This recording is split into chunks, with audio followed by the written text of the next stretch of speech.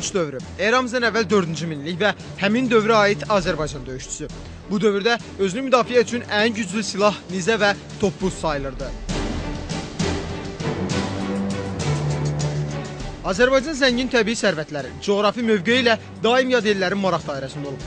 Odur ki, düşmənlərin aramsız hücumlarının qarşısını almağa çalışan yerli xalq müdafiə üçün yeni silahlardan istifadə etməli, mükəmməl döyüş taktikası düşünməli idi. Arxeoloji qazıntılar zamanı aşkarlanan qəliblər də onu deməyə əsas verir ki, o zamanlar Azərbaycanda döyüş sənətinə və silah istehsalına maraq kifayət qədər böyük idi. Orta əsr Azərbaycan döyüşçüsünün silahlanmasında, yaraqlanmasında müxtəlif silahlar, müdafiə xarakterli silahlar, kəsici, soyuq silahlar və odlu silahlar mühüm yer tuturdu. Özünü müdafiə etmək üçün lazım olan elementlərdən ən önəmliləri dəbilqələr, qalxanlar, müxtəlif sinəbəndlər, ayaqlıqlar və bazubəndlər sayılırdı. Qədim zamanlarda Azərbaycanda ən çox istifadə olunan silahlar qılınc olub. İlk vaxtlar qılıncların hər iki tərəfi kəsici idi. Amma dəbilqələri deşə bilmək üçün sonralar aypara formalı və sivri uclu qılınclardan daha geniş istifadə olunub. Təbii ki, qılınc döyüşləri zamanı da müdafiəni unutmaq ölümə bərabər idi. Odur ki, döyüşlərdə qalxanlardan peşəkar şəkildə yararlanmaq və zərbənin qarşısını vaxtında almaq üçün əsasən böyük qalxanlara üstünlük verilirdi. Lakin onları daşımaq hər kəsdə fiziki güc tələb etdiyindən sonralar daha kiçik. Həmçinin poladdan olan möhkəm qalxanlardan istifadə edilib. Qalxanların üzərində isə müxtəlif rəmzlər əks olunub ki, həmin rəmzlər də özlüyündə xalqların inancını əks etdirib.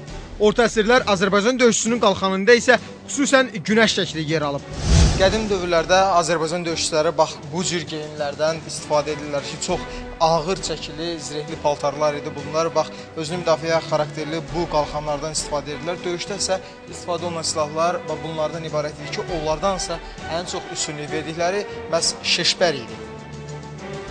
Sevindirici haldır ki, bugün məktəblilərin də qədim Azərbaycan silahlarına marağı kifayət qədər böyükdür.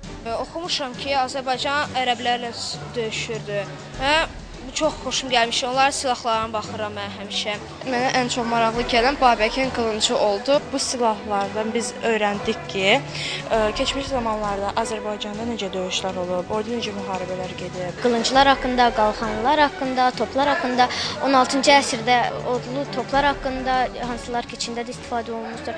Belə müxtəlif silahlar haqqında məlumat. Şagirdlərin Azərbaycan tarixinə olan marağının təmin olunması, onların hər bir silah, geyim, adət-ənənələr, milli dəyərlər haqqında dəqiq və zəngin məlumatlar əldə etməsi baxımından məktəblərin, həmçinin müəllimlərin üzərinə böyük məsuliyyət düşür. Odur ki, bəzi məktəblərin tarix dərslərini məhz Milli Azərbaycan Tarixi Muzeyində tədris etməsi təqdirə layiq hal kimi qeyd olunmalıdır.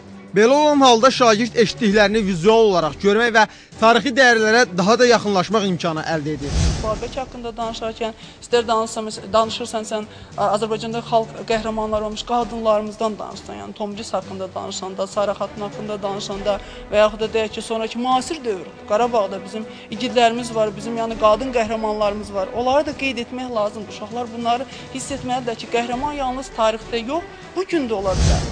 Azərbaycan tarixən olduğu kimi bugün də Qafqazın ən böyük hərbi gücə malik dövlətidir.